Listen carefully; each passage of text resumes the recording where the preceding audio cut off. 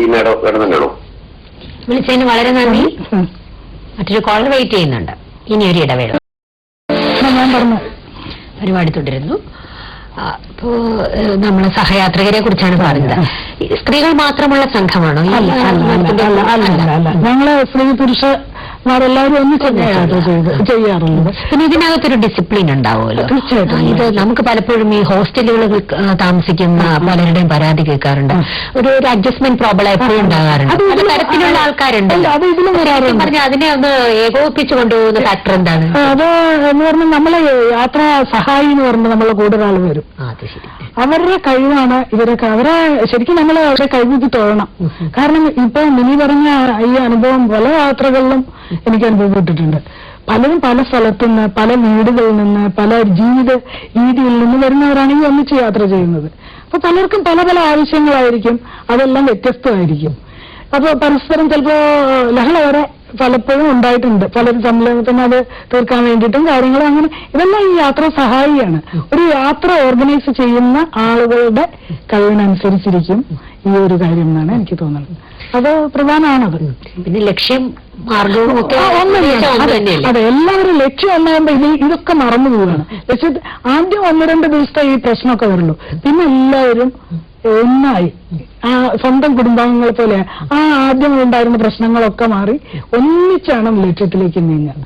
എപ്പോഴും ആ ലക്ഷ്യത്തിലെത്തി തിരിച്ചു വരുമ്പോ പിന്നെ പിരിഞ്ഞു പോകണ്ടേ എന്നുള്ള ഒരവസ്ഥയിൽ വരെ എത്തും ഈ ആളുകളെല്ലാം.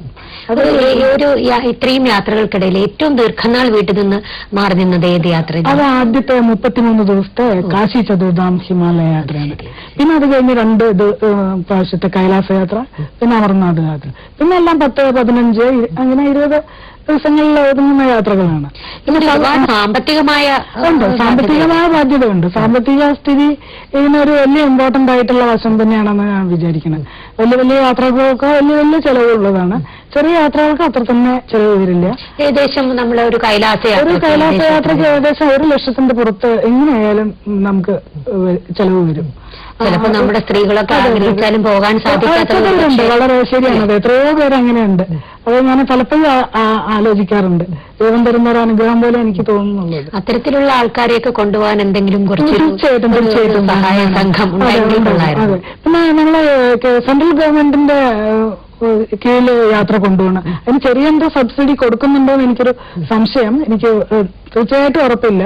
പക്ഷെ ഞാൻ പറയുമ്പോ ഇങ്ങനെ വളരെയധികം മോഹിച്ചിരിക്കുന്ന ഒരുപാട് പേരുണ്ട്. അവർക്ക് തീർച്ചയായിട്ടും ഗവൺമെന്റ് തന്നെ എന്തെങ്കിലും സഹായം ചെയ്തിട്ട് ഈ ചൈനീസ് വിസയും പ്രശ്നങ്ങളും കാര്യങ്ങളും ഉള്ളതാണ്. എന്തെങ്കിലും ചെയ്യേണ്ടതാണെന്ന് എനിക്ക് തോന്നിയിട്ടുണ്ട്. കുറേയും കൂടിയും അതില് ശ്രദ്ധ ചെലുത്തണം എന്നാണ് പേഴ്സണലി എനിക്ക് പറയാനുള്ളത്. നമ്മുടെ ടൂറിസ്റ്റ് കേന്ദ്രങ്ങൾ കേരളത്തിലേക്ക് വരാം. കേരളത്തിന്റെ ടൂറിസ്റ്റ് കേന്ദ്രങ്ങൾ അല്ലെങ്കിൽ ഇത്തരത്തിലുള്ള തീർത്ഥാടന കേന്ദ്രങ്ങളെ കുറിച്ച് ഇത്രയും കണ്ട അനുഭവത്തിൽ നിന്ന് എന്താണ് മാഡത്തിന്റെ ഒരു ഒപ്പീനിയൻ? ഇപ്പൊ തീർത്ഥാടന കേന്ദ്രങ്ങളെ കുറിച്ച് പറയുകയാണെന്നെങ്കിൽ തികച്ചും വ്യത്യസ്തമാണ് കേരളത്തിലെ ക്ഷേത്രങ്ങളും നോർത്ത് ഇന്ത്യൻ ക്ഷേത്രങ്ങളും. അവിടെ യാതൊരു വിധത്തിലുള്ള ഇപ്പൊ നമ്മളിപ്പോ പറയില്ലേ എന്ത് ധരിച്ചും പോവാം. കാരണം അവിടുത്തെ വസ്ത്ര രീതി വേറെയാണ്. നമ്മൾ ഇവിടെ വരുമ്പോൾ വസ്ത്രരീതിയും അവിടുത്തെ ഓരോ ക്ഷേത്രങ്ങളിലെ പൂജാവിധികളും എല്ലാം വ്യത്യസ്തമാണ്. അതിനനുസരിച്ച് ഓരോ ക്ഷേത്രങ്ങൾക്കും ഓരോ ചിട്ടകളാണ് ഇവിടെ വെച്ചിട്ടുള്ളത്. നോർത്ത് ഇന്ത്യയിൽ ഒരുവിധം എല്ലാ സ്ഥലത്തും ഒരുപോലെയാണ്.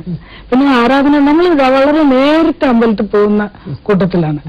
ഈ നോർത്ത് ഇന്ത്യയിലേക്ക് പോയി കഴിഞ്ഞാൽ അത് വളരെ കുറവാണ്. സന്ധ്യ ആരതിയാണ് അവിടെ പ്രധാനം. സന്ധ്യക്ക് ഉള്ള പൂജ. രാവിലെ ഒന്നും ക്ഷേത്രങ്ങളിൽ അധികം പേരും വരാറുമില്ല. തിരക്കും കുറവായിരിക്കും.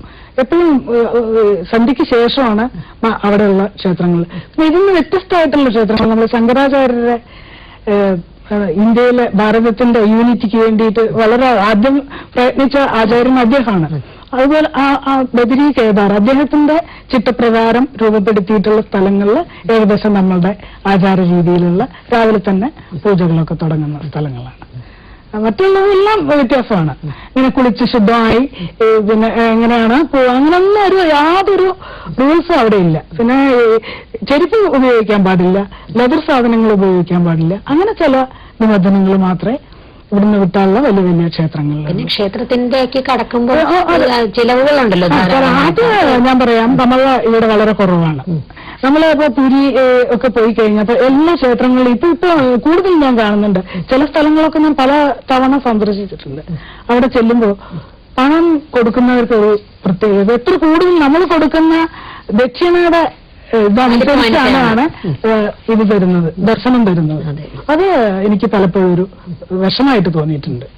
ഏതായാലും ഈ എന്താണ് പൊട്ടക്കുളത്തിലെ തവളയിൽ നിന്നും വളരെ വലിയൊരു മോചനമാണ് ഓരോ യാത്രയിലും ഓരോരുത്തർക്കും ലഭിക്കുന്നത് അല്ലെ. അപ്പൊ എഴുത്തുകാരി എന്നുള്ള നിലയ്ക്ക് മാഡത്തിന് ഒരുപാട് എഴുത്തിനെ സഹായിച്ചിട്ടുണ്ടാകും ഈ യാത്രകളെല്ലാം തന്നെ.